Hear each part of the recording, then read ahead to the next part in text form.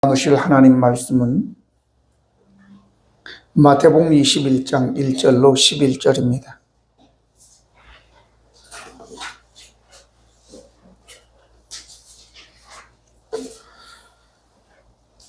그들이 예루살렘에 가까이 가서 감람산 벳바게에 이르렀을 때에 예수께서 두 제자를 보내시며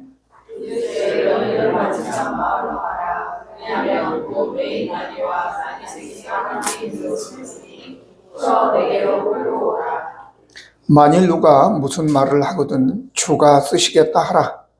그리하면 즉시 보내리라 하시니 이는 선지자를 통하여 하신 말씀을 이루려 하시리라 믿었으되 시온 딸에게 이르기를 내 왕이 내게 임하나니 그는 겸손하여 나귀 곧 멍에 매는 짐승의 새끼를 닫도다 하라 하였느니라. 제자들이 가서 예수께서 명하신 대로 하여 나귀와 나귀 새끼를 끌고 와서 자기들의 겉옷을 그 위에 얹음에 예수께서 그 위에 타시니 이에 제자들은 그들의 겉옷을 들이고 나귀들은 나뭇가지를 베어 길에 두고 앞에서 가고 뒤에서 따르는 무리가 소리 높여 이르되 호산나 다윗의 자손이여 찬송하리로다 주의 이름으로 오시는 이여 가장 높은 곳에서 호산나 하더라. 예수께서 예루살렘에 이르러가시니 모성이 소망하여 이르되 이는 누구냐 하거늘 같이 읽습니다. 무리가 이르되 갈릴리 나사렛에서 나온 선지자 예수라 하니라. 아멘. 보통 사람들은 죽음을 피해서 어떻게든지 좀 더 생명을 연장하려고 하죠. 그런데 예수님께서는 죽으시러 지금 예루살렘에 올라가고 계시는 것입니다. 오늘 나누려고 하는 말씀이 바로 예수님께서 십자가에 달리시기 위해서 예루살렘을 입성하는 그러한 장면입니다. 이때에 많은 무리들이 그 종려나무, 이것은 이제 그 뭔 나무입니까 이게? 야자수 나무의 한 종류죠. 야자수가 굉장히 많은 종류가 있는데 그 중에 종려나무를 꺾어서 가지를 흔들면서 이렇게 외치죠. 호산나 다윗의 자손이여 찬송하리로다. 주의 이름으로 오시는 이여 가장 높은 곳에서 호산나라고 외치는 그 장면, 종려나무를 흔들었다라고 하는 차원에서 종려주일이다 이렇게 부르는 것입니다. 그런데 예수님께서 예루살렘에 오실 때 왜 멋진 백마를 타고 입성하는 것이 아니라 왜 나귀 새끼를 타고 입성하셨겠느냐라고 하는 것입니다. 오늘 그래서 이러한 사실을 우리가 한번 살펴봄으로 인해서 우리 예수님께서는 멋진 것이라기보다는 외형적으로 갖추어진 것이라기보다는 내적으로 갖추어진 인격을 이제 더 중요하게 생각하셨다라고 하는 것이죠. 우리는 다 밖으로 드러난 외적인 문제만 다 다루잖아요. 속이야 썩든지 말든지 상관없이.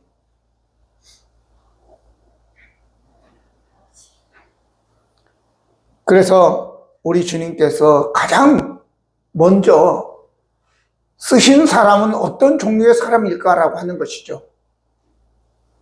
첫 번째는 예수님을 주로 인정한 사람이다라고 하는 것입니다. 거기에 보면 1절로 3절에 그들이 예루살렘에 가까이 가서 감람산 벳바게에 이르렀을 때에 예수께서 두 제자를 보내시며 이르시되 너희는 맞은편 마을로 가라. 그리하면 곧 매인 나귀와 나귀 새끼가 함께 있는 것을 보리니 풀어서 내게로 끌고 오라. 만일 누가 무슨 말을 하거든 주가 쓰시겠다 하라. 그리하면 즉시 보내리라 이렇게 말씀하였습니다. 주가 쓰시겠다. 가장 우선순위이죠. 뭐하냐? 주가 쓰시겠다고 한다. 그러니까 즉시 보냈다라고 얘기를 하고 있습니다. 마태복음 4장 18절로 22절에 보면 예수님께서 갈릴리 해변을 다니시다가 베드로와 그의 형제 안드레가 이제 그물을 내리는 것을 보시고 나를 따르라, 내가 너희를 사람을 낚는 어부가 되게 하겠다라고 예수님께서 말씀하셨을 때 그들은 즉시 그물을 버려두고 예수님을 따랐다, 이렇게 말씀하셨습니다. 근데 좀 더 가시다가 거기에 그물을 깁고 있는 야고보와 요한이 그의 아버지 세베대와 함께 그물을 깁고 있는 것을 보시고 나를 따르라 하시니 그들도 배와 그물과 그의 아버지를 버려두고 그리고 즉시 예수님을 따랐다, 이렇게 말씀하는 것입니다. 이처럼 주께서 명령하시니 즉시 모든 것 버려두고 따르는 자, 예수님을 주인으로 인정하는 사람, 이 사람이 바로 예수님에게 쓰임받게 되는 것입니다. 지금 나라가 어수선하고 이래하지만 여러분들, 이때 우리가 중심을 잡고 우리가 하나님께서 모든 것, 하나님의 허락이 없이는 참새 한 마리조차 땅에 떨어지지 않는다는 걸 여러분들 아셔야 되는 것입니다. 예수님 당시에 로마가 유대를 지배하고 있었습니다.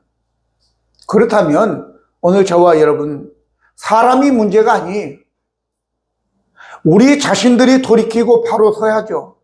어떤 상황 속에서도 저와 여러분은 우리 하나님이 나라를 다스리신다라는 걸 알아야 돼요. 여러분, 이 세상의 역사는 무슨 영웅들의 역사가 아닙니다. 나폴레옹의 역사도 아니고 또 히틀러의 역사도 아닙니다. 나폴레옹도 죽었고 히틀러도 죽었고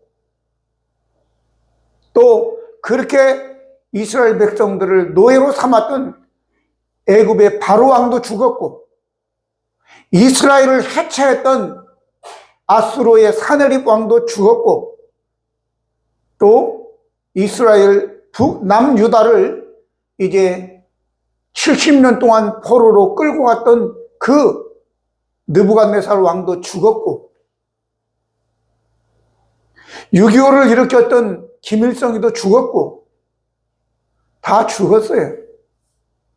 그런 분들이 아니라 그런 사람들의 역사가 아니라는 거죠. 역사를 우리가 영어로는 히스토리라고 얘기하지 않습니까? 그는 히스, 스토리를 얘기하는 것입니다. 예수님의 이야기인 겁니다. 하나님의 이야기가 바로 역사인 것입니다. 그러므로 아무리 사람들이 어찌어찌 한다 하더라도 다 100년 이내에 죽고 없어지게 되고 하나님의 역사는 장구한 역사가 수천 년에 흐르면서 하나님의 역사가 기록된다는 것을 기억하시기 바랍니다. 성경을 바로 알면 두려워할 거 없어요. 창세기를 보십시오. 창세기에 보면 거기에 가인의 후예의 역사와 아담을 통한 아벨의 역사, 아벨이 죽었어요. 그런데 하나님은 아벨 대신 셋이라고 하는 사람을 다시 아담의 아들로 태어나게 만들어서 이 두 역사가 쭉 이어져 내려오는 겁니다.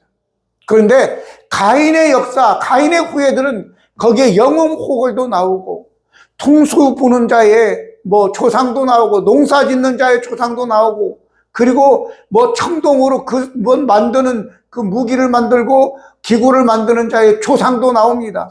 도시도 건설합니다. 이렇게 문화와 문명을 발전시키는 사람들이 바로 가인의 후예였다는 것입니다.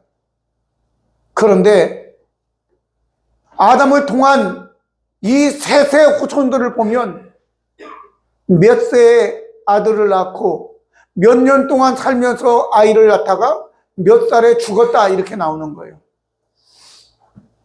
문화, 문명, 땅을 얼만큼 샀느냐, 통장에 돈을 얼마 넣고 죽었냐 이런 거 기록되지 않았단 말이에요.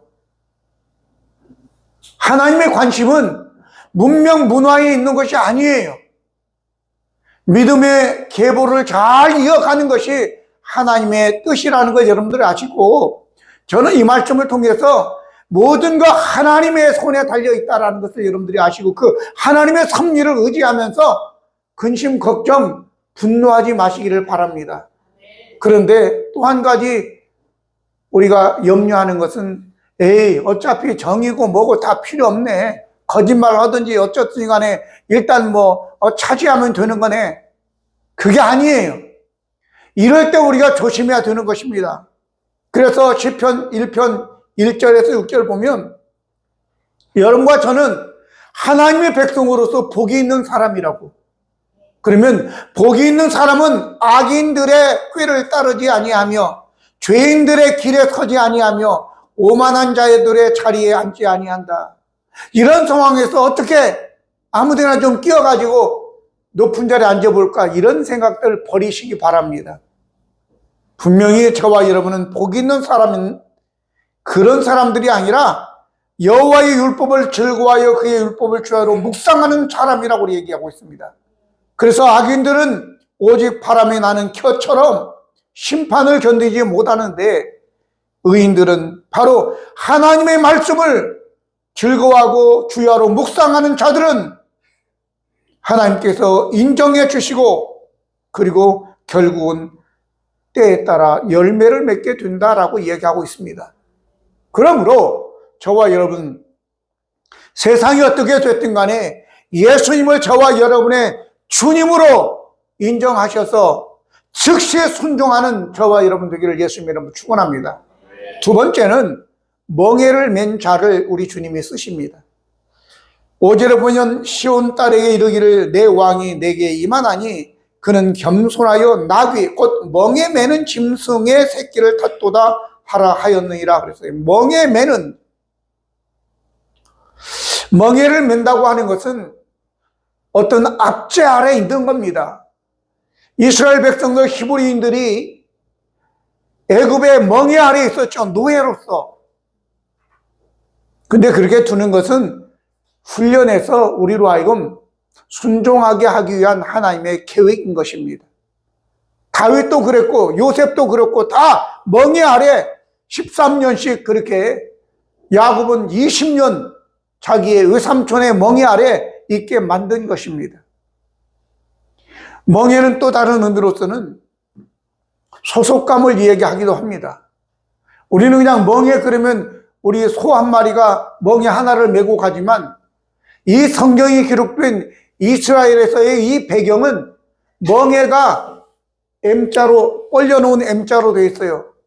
멍에 하나에 두 마리 소가 매는 거예요. 그래서 멍에를 맨다 그것은 하나는 주님이 이미 메고 있고 그 옆에 우리가 끼어들어서 매는 거예요.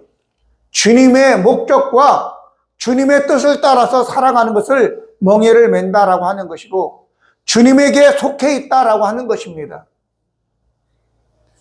교회를 오래 다녀도 보면 어떤 사람들은 참 자유로운 영혼들이 있어요. 교회에 소속되지 않고 자기들 마음대로 살아요. 그냥 조금만 쥐어 들어오면 그냥 날아가 버리는 겁니다. 그게 좋은 것인가요? 아닙니다. 인간은요, 그냥 놔두면 지 맘대로 하게 돼 있어요. 이 인간이 억지로라도 내가 소속돼야지만이 하는 겁니다. 저도 재작년 한 2년 정도 외국으로서의 한국어 2급 교사 자격증 한다고 그래서 우리 아내한테 요거도 먹어가면서 그러든지 말든지 막 욕 먹어가면서 하는데 얼마나 스트레스를 받는지 몰라요. 그만두고 싶은 때가 그냥 순간순간 찾아와도 그냥 인내하고 참고 결국은 했잖아요. 적어도 한국어 교사예요. 제가 한국어 교사. 중요한 것은 내가 그렇게 소속되었으니까 하더라는 거죠. 나한테 그냥 자유롭게 그냥 네 공부해라 그러면 100년도 돼도 안 끝나는 거예요. 100년이 돼도. 이게 인간이에요. 나만 그렇겠냐? 아니에요. 모든 사람들이 다 그렇다고.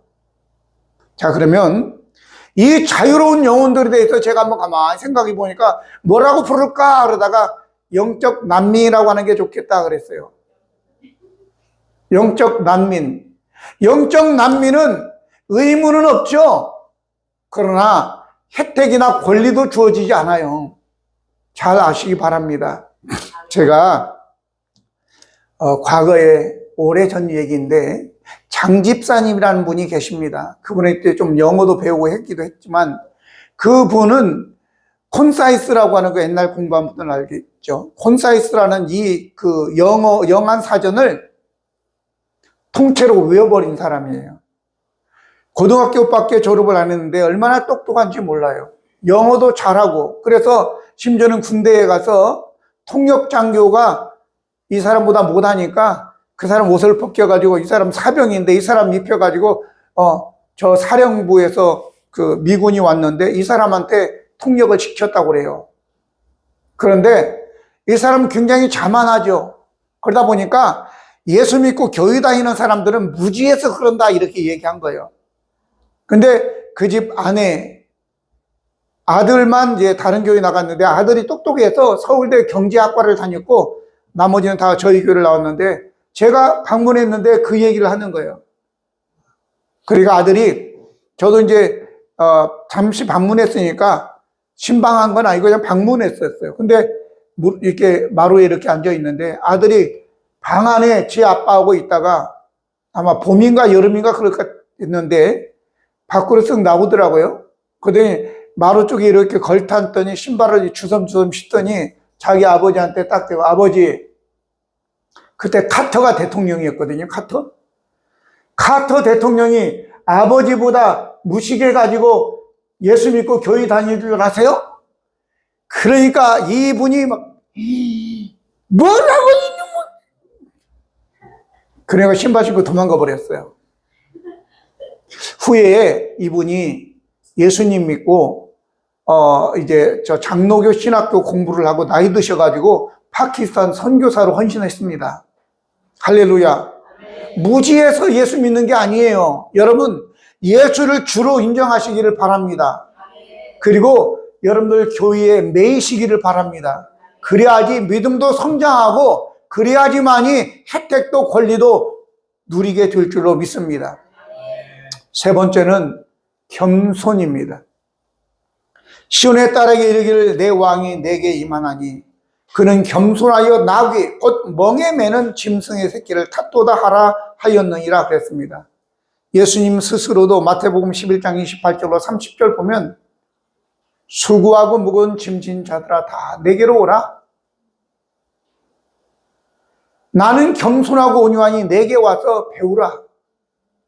그럼 너희가 쉼을 얻을 것이다 라고 얘기합니다. 사실 여러분과 저에게 쉼이 없는 이유는 왜일까요? 스트레스를 팍팍 받는 이유가 뭡니까? 교만해서 그렇다라고 하는 거죠. 자기 자신을 주제를 모르고 덤비다가 그렇게 된 것입니다. 그런데 자기를 안다면 겸손하다면 쉼을 얻을 수밖에 없는 거예요. 온 세상은 우리 하나님께서 예수님께서 다스리시는구나 라는 것을 안다면 모든 걸 주님께 내려놓고 여러분과 저는 쉼을 얻을 수 있을 줄로 믿습니다. 겸손한 것은 흐물흐물한 걸 얘기하는 게 아니에요. 본래 겸손하다, 온유하다는 것은 이제 잘 훈련되어져서 주인의 뜻에 맞추어서 잘 따르는 자를 이야기하는 것입니다.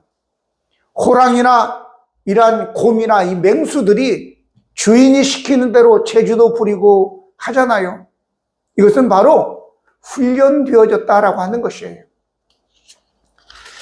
이제 앤드루 머레이라고 하는 사람은 겸손에 대해서 이렇게 이야기합니다. 겸손은 기독교의 덕목 중에 하나가 아니라 모든 기독교의 덕목의 종합이다 이렇게 얘기하고 있습니다. 여러분, 겸손은 자기 자신을 알아야지만이 되는 것입니다. 바울은 디모데전서 1장 15절에 mit보다 모든 사람이 받을 만한 이 말이여 그리스도 예수께서 죄인을 구원하시려고 세상에 임하시다 하였도다. 죄인 중에 내가 교순이라 이렇게 얘기했습니다. 교수였다가 아니라 지금 괴수래요. 자기는 사람도 죽이고 사람을 죽이는 편에 들기도 했었고 지금도 사람을 죽이려고 잡아 가두려고 가다가 예수님을 만났거든요. 그런 자기 같은 놈을 우리 주님께서 죄사해 주셨다고. 그러니까 지금도 자기가 괴수라는 걸 느낄 수밖에 없는 거죠. 여러분과 저 깨끗한 척 그렇게 하지 마세요. 겸손한 척체 하는 거는 그거는 바리새인인 거예요. 근데 우리가 많은 경우 그런 게 많아요. 저도 그래요. 나는 착해. 착하기는 개뿔 뭐가 착해요? 안 착해요. 속을 들여다보면 그게 욕먹기 싫은 이기적인 거죠. 착한 척하고 하는 거지 아니에요. 남을 위해서 내 것을 내어줄 수 있나? 그렇지 않아요. 우리 인간은요 이렇습니다. 예를 들어서 우리 김영란 집사가 뭐 하다가 화병을 이런 거 말고 좀 좋은 거 한 35만 원짜리를 깼어 그러면 좀 조심하지. 왜 그렇게 사람이 덜렁대? 이렇게 하면 나무래겠죠. 그런데 내가 어떻게 하다가 깼어 봐요. 그럼 어떻게 하겠어요? 아이 안 그래도 한 7년 되니까 지겨웠어. 이거 치우려고 했는데 잘 됐네. 그렇게 하지 않아요 여러분들? 집에서도 그럴 거예요. 부인이나 남편이 뭘 잘못인지 좀 조심 좀 하지. 왜 이 귀한 것을 깨먹냐고 그래 놓고는 자기가 깨면 아이고 언제부터 좀 이것 좀 없었으면 좋겠다 싶었는데 잘 깨졌네. 그러면서 그냥 그렇게 합리화 정당화하는 거예요. 인간이요 그게. 자 그러면 여러분과 저 이제 온유한 척 착한 척 하지 말고 믿음 좋은 척 하지 말고 있는 그대로 주님 앞에 인정해서 그게 인정하는 것, 자기가 못된 걸 아는 것이 겸손이야. 내가 괴수인 걸 아는데 어떻게 겸손한 척 하겠어요? 내가 괴수인데. 그러면 이 괴수인 나를 우리 주님께서 죄사해 주셨는데 다음에 오는 건 뭐겠어요? 그런 하나님을 찬양할 수밖에 없는 거죠. 그래서 마지막 우리 주님께서 사용하시는 자가 어떤 자냐? 바로 예배하는 자예요. 거기에 8절 9절 보면 무리의 대다수는 그들의 겉옷을 길에 펴고 다른 이들은 나무 가지를 베어 길에 펴고 앞에서 가고 뒤에서 따르는 무리가 소리 높여 이르되 호산나 다윗의 자손이여 찬송하리로다 주의 이름으로 오시는 이여 가장 높은 곳에서 호산나 하더라 라고 얘기하고 있습니다. 사람이 이 땅 위에 살면서 하나님 앞에 최고의 것을 드릴 수 있는 것이 바로 예배하는 것입니다. 예배. 그렇기 때문에 저와 여러분이 우리가 사는 목적이 예배드리기 위한 목적이에요. 이 땅에 내보내신 목적도 예배드리기 위한 목적이에요. 창조의 목적. 근데 인간들은 원죄성이 있어가지고 자기가 중심이 되어서 사람들이 자기를 칭찬하고 박수 쳐주고 다 자기를 쳐다봐 주기를 원하죠. 그런데 우리가 죄인 중에 괴수로 지 맘대로 살다가 예수님께 용서받고 이제 하나님의 자녀가 되었으면 다른 거 안 보여요. 나의 그런 은혜를 베풀어 주신 우리 주님밖에 보이지 않는 거죠. 그러면 내가 이 땅에 왜 하나님께 영광을 돌리기 위해서 태어났다. 내가 몇 번이고 에베소서 1장을 얘기했어요. 거기에 보면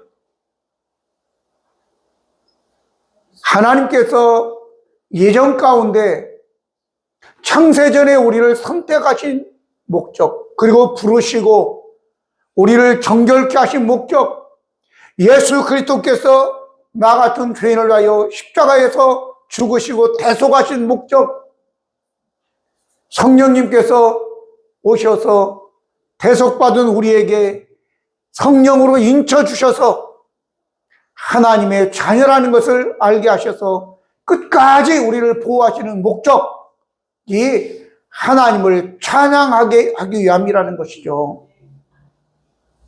여러분과 저도 사나 죽으나 우리는 다 주의 것이고 주님을 예배하기 위해서 존재하는 것입니다. 할렐루야.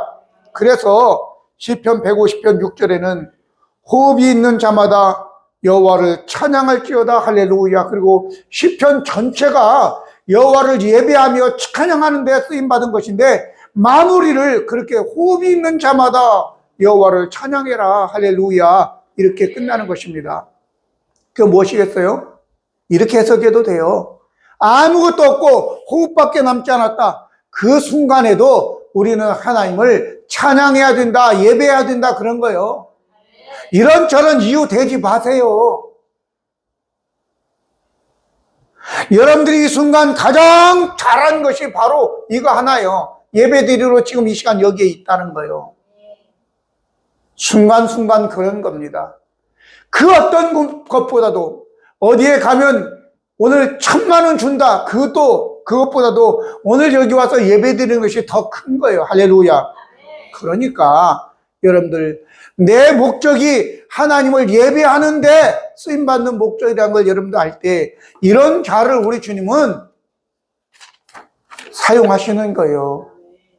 그래서 모쪼록 무엇보다도 예수님을 주님이라고 부르면서 주님께서 말씀하시면 즉시 순종하는 자가 되어야 되겠고 또 뿐만 아니라 겸손한 자, 내 자신이 죄인 중에 교수임을 알고 겸손한 척 하지 말고 그 죄인 중에 교수인 나를 우리 주님이 구원했다는 것을 알고 겸손할 수밖에 없는 것이고 구원했으니까 그럼 뭐하냐? 하나님을 예배하는 자가 되어야 된단 말이죠. 그런 자가 되어서 이제 주님께 쓰임받는 종려주일, 사실은 다음 주일이 종려주일인데 우리는 성경을 하다 보니까 오늘 한 주기 땡겨서 하게 됐지만 오늘 종려주일에 특별히 우리 주님께 쓰임받는 저와 여러분 되기를 예수님 이름으로 축복합니다. 기도하시겠습니다. 거룩하시고 은혜로우신 하나님 아버지, 저희들 이 세상 사람들에게 의해서 아니라 이 세상 사람들에게 높여지기 위해서가 아니라 우리 주님께서 쓰시는 자들이 되기를 원합니다. 그래서 오늘 들은 말씀처럼 마음에 새기고 우리 주님이 쓸 수 있도록 우리 자신이 그렇게 서게 하여 주시옵소서. 아버지 한 주간도 주님의 은혜 가운데서 승리하게 도와주시고 아버지 봄에 새싹이 나듯이 우리의 믿음의 새싹들이 돋아나게 도와주시고 아버지 꽃이 피고 열매를 맺을 수 있도록 주님 도우시기를 원합니다. 우리 하나님 이 봄에 우리의 마음에 참으로 소망 주시고 우리 하나님만 높이는 우리 온 성도들 되게 하여 주옵소서. 우리 구주 예수 그리스도의 이름으로 기도드립니다. 아멘.